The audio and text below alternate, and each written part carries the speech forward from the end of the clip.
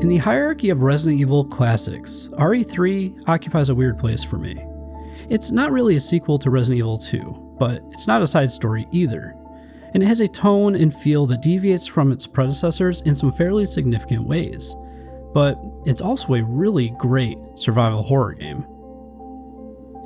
Resident Evil 3 started life as one of several spin-offs in development at Capcom, and was meant to star all new characters while still taking place within Raccoon City.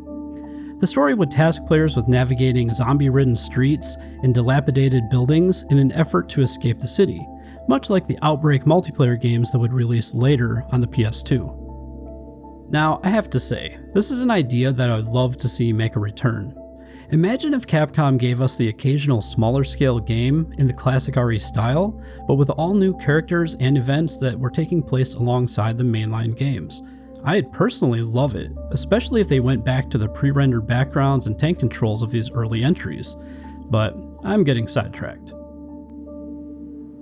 Resident Evil 3 would end up becoming the official third entry in the series due to a legal obligation that Capcom had to Sony, which stated that the PlayStation would receive all of the numbered entries in the series.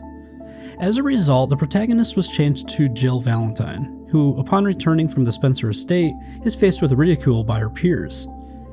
It was apparently unfathomable that Umbrella Labs could possibly be at fault for the incident that took place in the first Resident Evil game. If you played through Resident Evil 2, you might recall that Chief Irons was in bed with Umbrella, so he was no doubt a key figure in Umbrella's defense.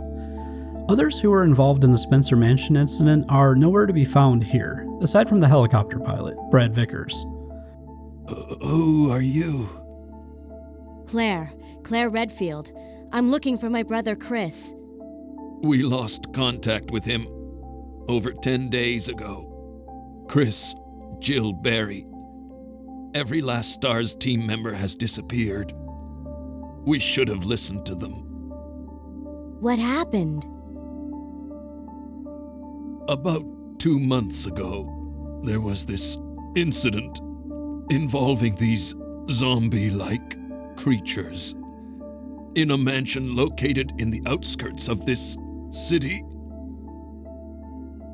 Chris and the other STARS members discovered that Umbrella was behind everything, at the risk of their own lives, but no one believed them. Chris Redfield, as we know from the events of RE2, was already long gone before the virus hit our favorite Midwest town. And it's assumed that Barry Burton and Rebecca Chambers have long since left as well. Unlike the previous two titles, this game focuses only on Jill's escape from Raccoon City. This is in contrast to the first two games, which each followed two main protagonists. This change does make for a considerably shorter, albeit tighter, entry in the series though. That's not to say that Jill is tackling her escape all alone, however. She is instead joined by some unlikely allies, mercenaries sent by Umbrella to assist any survivors. Carlos is the closest we get to a Chris stand-in, but that's overselling him a bit. This hornball is about as corny as they come and has a seemingly endless set of one-liners to throw Jill's way. Other mercs in his squad, Mikhail and Nikolai, are also along for the ride and do their part to further flesh out the story in RE3. Speaking of the story, it's actually one of the more interesting things about the game, in some ways. It takes place before, during, and after the events of RE2, but doesn't directly intersect with those events at all. And you actually visit the police station before Leon and Claire make their way there, which is kind of cool. Jill! Brad! We've got to...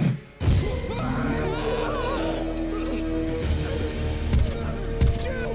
Help!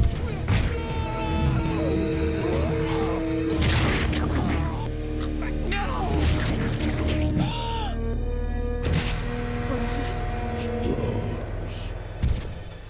Though if I had to nitpick, I would have appreciated a bit of visual coherency here. You see, when you arrive at the police station, you'll find numerous doors boarded up and barricaded.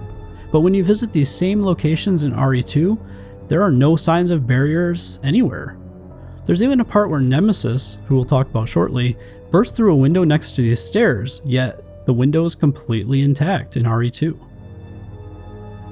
Now, I had assumed this game began production towards the tail end of the RE2 development cycle, which means that the team should have been able to reference what that team was doing in order to make things a little more coherent, but here we are. It's worth noting that most of this can be modded to look correct. The only part that hasn't been corrected, to my knowledge, is the area in front of the police station where you first encounter Nemesis. All blocked off doors inside the police station remain unusable though, so this is purely a visual thing. Nitpicks aside, this is easily the best looking Resident Evil game on the PS1. Where RE2 was already a massive leap beyond that of the first game, RE3 is somehow nearly an equally sized leap beyond that of RE2, at times anyways. The environments are much larger than before and packed with detail. Not only that, but now every location is loaded to the brim with more zombie and enemy variety than we've ever seen before. Speaking of the enemies, this game goes to great lengths to include every enemy found in RE1, specifically. You'll encounter spiders, crows, dogs, and even hunters, and they are all used to create some fun and tense situations. It seems like great care was given to ensure that each of these encounters would be tense too. Take the giant spiders for example. They show up a lot more here than they did in RE1 or 2, and are placed in tight halls and corridors, making them difficult to dodge or avoid. This is in contrast to RE1, where they were almost non-existent, and RE2, where you could just ignore them outright. The crows and the zombified dogs are back too. They're largely used to create jump scares, much like they were in the previous games. But now these moments are randomized a bit, which is great for keeping things fresh. The hunters are a pleasant surprise, but also a bit of a letdown, depending on how you look at it. They still function much the same as they did in the first game, but are now much less intimidating and go down much more easily. I think this comes down to the way that they are used to catch you off guard, rather than waiting to pounce when you take that corner a little too fast. Now you could say that these changes are due to these hunters technically being a different breed, the Hunter Beta, fittingly enough. But that's a cop-out if you ask me. They just aren't as threatening as before, and that's the bottom line. There's also the Gamma version of the Hunter, but there isn't much to add as they function about the same as the Betas, as far as I could tell. Speaking of letdowns, Resident Evil 2's Licker is nowhere to be found here. But interestingly, there is another enemy that sort of takes its place. It's a sort of bug-like creature that also utilizes the walls and ceilings to get a drop on the player. However, like with the Hunter, these things are a largely downgraded version of the Licker. Sure, big bugs are gross, but these things are super easy to avoid, making their inclusion a bit more trivial than RE2's Licker ever was. On the upside, Resident Evil 3 has a good amount of both scripted and unscripted events, as I alluded to a moment ago. The scripted events are exactly what you'd expect, but the unscripted events are what keep subsequent playthroughs fresh. You see, you might find yourself running past a car door or a set of windows numerous times with nothing happening, but on your next playthrough, you'll be caught off guard by a slew of zombies, crows, or dogs bursting through. This element does seem to be mostly random too, so you just never know what to expect when starting the game. Now, this works about as much as it doesn't. On one hand, having set enemy locations and encounters enhances the survival elements greatly, since you'll be forced to focus on conserving resources, just like in the previous games. But at the same time, when you take the whole citywide virus outbreak thing into account, it does make a lot of sense that these situations would pop up when you least expect them. And thankfully, the game developers considered this adversarial fluctuation when designing the game, so there are rarely times when you'll find yourself with no ammo or escape route. What's going on? Whoa!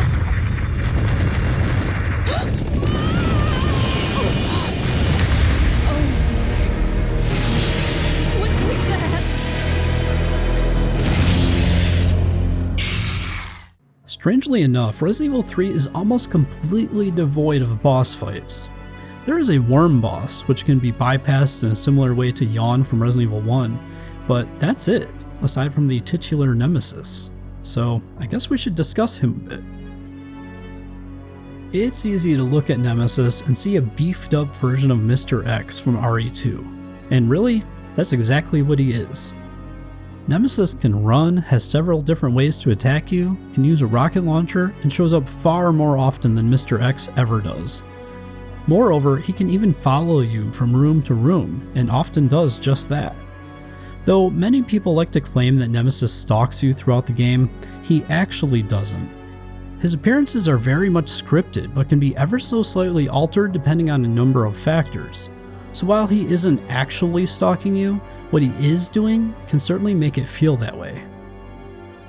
As I suggested a moment ago, Nemesis is the primary boss in this game. You'll fight him a few times, and each time he mutates, introducing slight changes to his tactics. This isn't the game changer it sounds like though.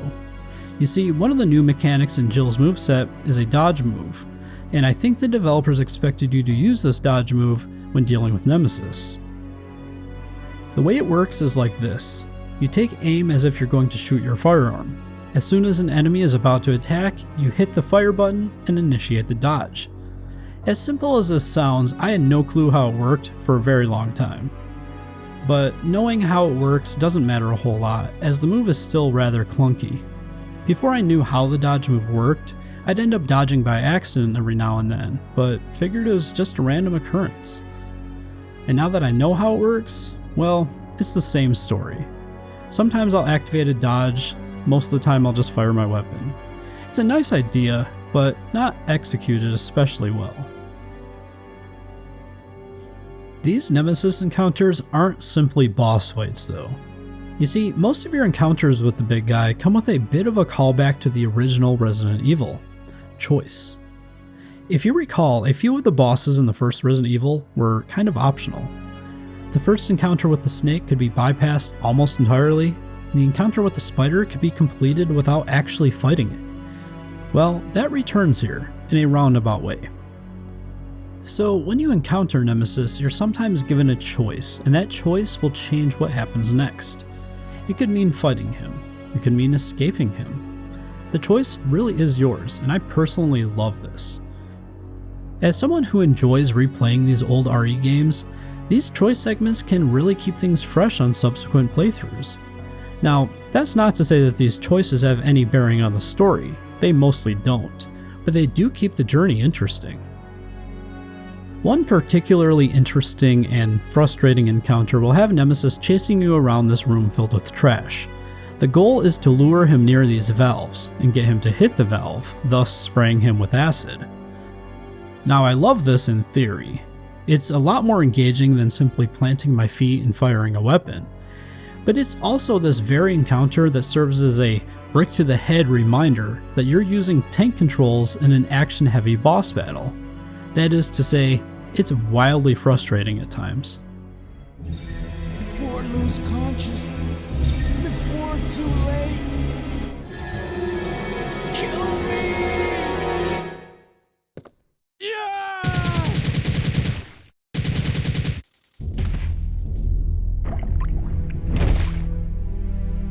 Jill's arsenal of weaponry is fairly standard in this game, and if you choose to play the game's ludicrously generous easy mode, you'll feel like you're playing an outright action game rather than a survival horror title. You have your trusty pistol, a grenade launcher, machine gun, and shotgun. Nothing too interesting here. But in a strange twist, it's the ammo that is the more interesting component instead. One of the new additions in RE3 is craftable ammo. Throughout the game, you'll find various types of gunpowder that can be combined and then used with the reload tool to craft a wide variety of ammo. On the surface, this is a neat idea. Rather than sticking players with whatever ammo the developer deems best, it's left to the player to decide what is most valuable. Want to stick with handgun ammo? Fair enough. Want to craft grenade rounds? You can do that too, assuming you have the right gunpowder on hand. It's a neat system. Now, if I don't sound overly enthusiastic about this, it's because I'm not. One of the best aspects of a good survival horror game is making the most of your situation, and choosing where to spend your resources is a key part of that. But when you can craft powerful ammo and keep that ammo on hand at all times, survival exits the stage. That's not to say that there isn't fun to be had here, there certainly is. It's just that it doesn't make for the most pure survival horror experience. It does need to be said, however, that this critique doesn't apply when playing the game on standard difficulty. In prior Resident Evil games, you'd find segments that put you in control of a side character. Whether it be Rebecca, Sherry, or Ada, these short segments all did a good job of keeping things fresh for the player. Well, RE3 puts you in control of Carlos, one of the mercs I mentioned earlier. It's this segment that takes place during and after the events of RE2. Carlos's section tasks you with retrieving a vaccine for Jill after she is infected by Nemesis. His short trek to the hospital is a fun one, in equal parts action and exploratory. While this section is still short, you do have to find the vaccine components and solve the associated puzzle to craft it. This is also the section of the game that introduces the hunter. All in all, this bit with Carlos is much more involved than similar segments in prior games. Where the Ada and Sherry segments had you basically retrieve an item and move on, this one sets you on an actual mission, similar to Rebecca's contribution to the Plant 42 fight in Resident Evil 1. In that game, it was up to Rebecca to craft the V-Jolt and apply it to Plant 42's roots, all while Chris was dealing with the plant firsthand. So you can see how this Carlos segment bears some resemblance to that. It's a great little addition overall, even if the character himself is super cheesy. Resident Evil 3 also features a wide variety of environments. I already mentioned the police station earlier, which is just a cool shout out to Resident Evil 2 at the end of the day, but there are many others to explore as well. The city streets are obviously the real draw and highlight here, but you'll also explore a factory, a park, a cemetery within the park, a clock tower, a water treatment facility, and yes, an Umbrella lab of sorts. Each location is very detailed and fun to explore, though not particularly well designed. There were so many times when I felt like I was wandering a beautifully pre-rendered maze, only to discover nothing especially interesting in the end. And after completing the game a few times, it almost feels like the game could have done without several of these sections, since they didn't really add anything of substance to the story or the gameplay. Sound is another standout here in RE3. The voice acting is every bit as good as what we heard in RE2, though the voices all seemed a bit quiet for some reason. Hey, I'm no ordinary civvy. I'm a member of STARS. STARS? You mean the RPD Special Force Team? Hey, is someone wounded back there? The music too is pretty great and often feels a bit like the music found in RE2, but this is a double-edged sword because its similarity to that game's music ends up coming off as a bit derivative. It's certainly not what I'd call bad or anything though. Oh, and that save room theme is just, mwah, chef's kiss. Amazing.